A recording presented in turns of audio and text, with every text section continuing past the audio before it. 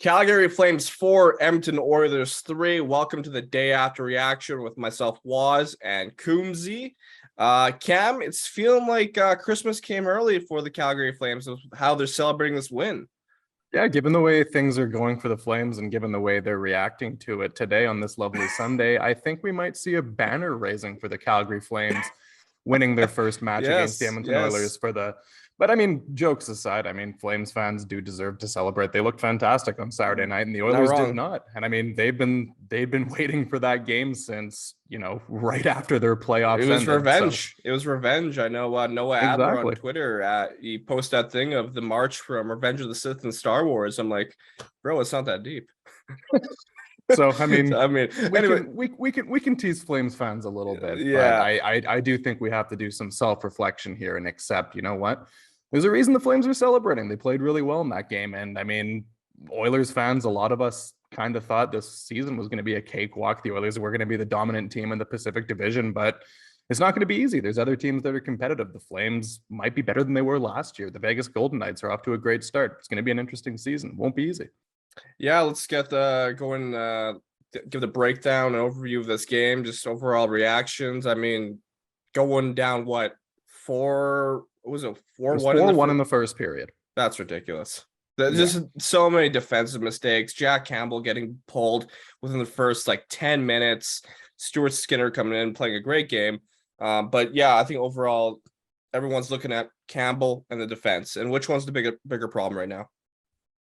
I'd say that I'm probably more worried about the blue line than I am with Jack Campbell, though it's been back-to-back games for Campbell where he hasn't looked good in the first period at all. In the game against Vancouver, he settled in, but in this one, they decided to pull him and bring in Stuart Skinner. And I guess that was the positive thing from that game, was that Skinner looked fantastic in his first NHL game since last February. But I mean, I think the blue line is the bigger point of worry. And a lot of people online have been pointing out, oh, geez, this blue line looks a little in flux. It looks like they really miss Duncan Keith on the second pairing. That's something that a lot of people are talking about right now. But I do think that, I mean, we're only 2 games into the season. It's going to take some time for the group to kind of find their wheels. But that is definitely the most worrying point about the team right now, is the blue line doesn't look particularly good. Yeah, I know, and a lot of people had comments about the Oilers blue line going into the season saying how it's not good enough to be, a contending team. And as much as I wanted to not believe that, I didn't expect it to be a problem so soon in the season. I mean, where do the Oilers go from here in terms of defense, you think?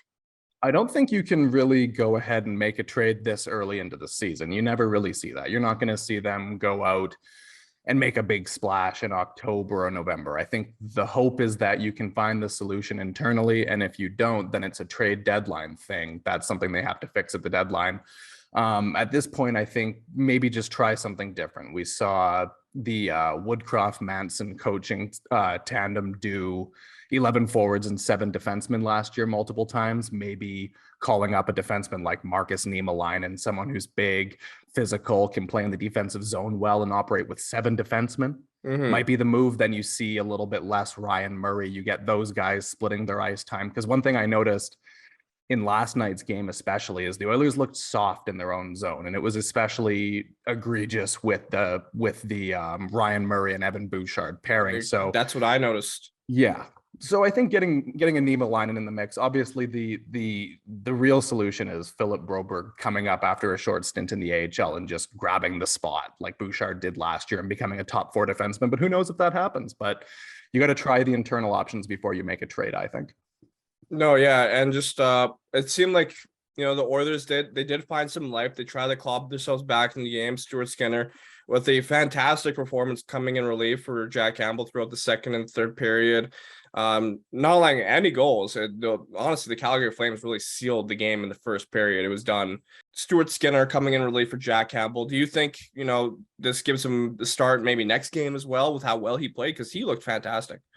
Yeah, I think that's definitely where you have to go right now. Stuart Skinner comes in, he faces 33 shots, makes 33 saves. He gave the Oilers a chance to make a comeback in that game.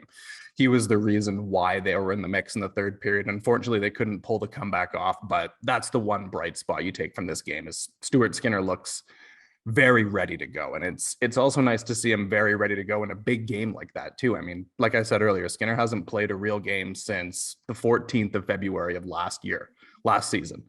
So for him to come in while the team is down in a high stakes emotional game against the Flames and just play really well is a great thing to see. So I think it's a no-brainer that you want to start Skinner in the team's next game, but I think you want to go back to Jack Campbell pretty quickly too. I don't think you want to start a situation where, okay, Campbell had two ugly starts to begin his Oilers career and you put him on the bench for a while. I don't think that's the right move. Yes, exactly. And also just to go over the goal scorers for the Oilers, you had goals from Ryan McLeod, Connor McDavid, and Cody Ceci. I think you wanted to touch on as well. You mentioned to me bad starts, these starts and early the games. It's looking like a reflection from last season as well. Yeah, this is kind of the worrying trend now, 2 games into the season, and it's worrying because it was a thing last year too. It was even something we saw during the playoffs. It was something that existed during the Dave Tippett era. It was something that existed during the Jay Woodcroft era. It didn't seem to really matter what the situation was. There was just so many times where the Oilers couldn't seem to get themselves up for a big game. And you had Vancouver came out in the first game, guns a-blazing. They go up 3-0. Calgary does the same thing. You know, the Flames have been waiting for this game all summer. They have new guys, Jonathan Huberdeau, Nazem Kadri, who wanted to make an impact in the Battle of Alberta. You have, you know, all the other guys who were on the team last year that lost the playoff series, ready to rock and roll and get their revenge. And the Oilers just didn't match that energy early on. They need to figure out a way to come out with a better effort, because you're not going to win that many games and you're going to burn yourself out if you're always trying to come back after going down. That's just not when a team plays its best hockey. See, the Oilers need better starts if they're going to win games.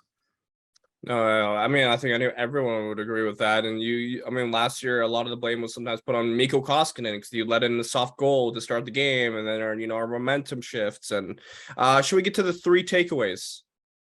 Yeah, so the 3 things that I would take from this game is the bad starts have to end. They have to come out harder, even if their goalie allows a flub. It was Koskinen last year. Maybe it was Smith. Campbell allows his flubs. That was a thing for him in Toronto too, but the team needs to be there with a better effort right off the hop.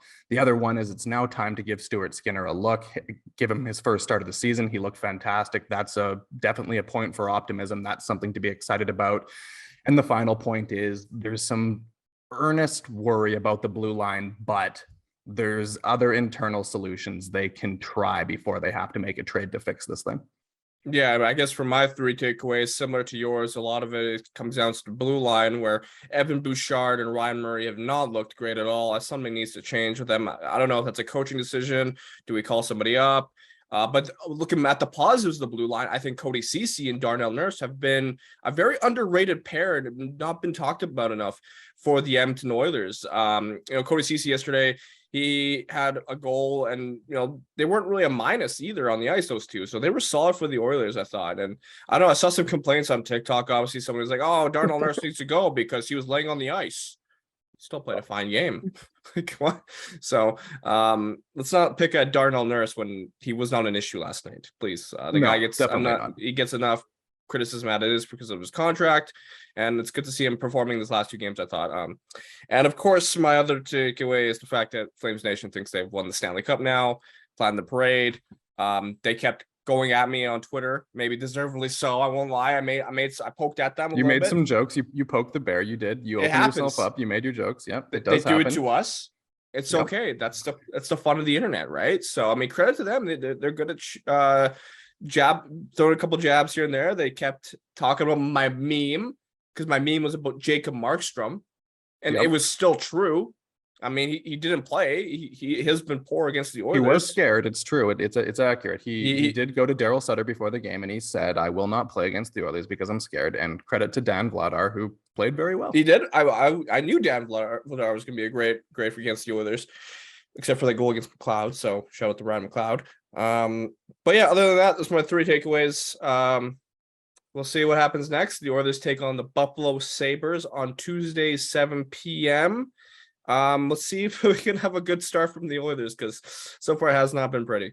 Yeah, that's a good one to get back in the win column. Hopefully the Sabres are obviously far from a fantastic team, but as we know, the Oilers have to come out and win. They can't play down to their team's level because After that, there's some difficult games. They're going to host the Carolina Hurricanes, who many people say are Stanley Cup favorites this year. They're then going to play the St. Louis Blues, Pittsburgh Penguins, St. Louis Blues again on the road. Those are difficult teams, so got to capitalize with Buffalo here. Otherwise, things might be off to a bit of an ugly start. Yeah, and thank you for tuning in to the day after with Cam and I. Don't forget to like, comment, subscribe. Share us your thoughts on the game. And of course, head to OilersNation.com for more in-depth analysis surrounding the Edmonton Oilers.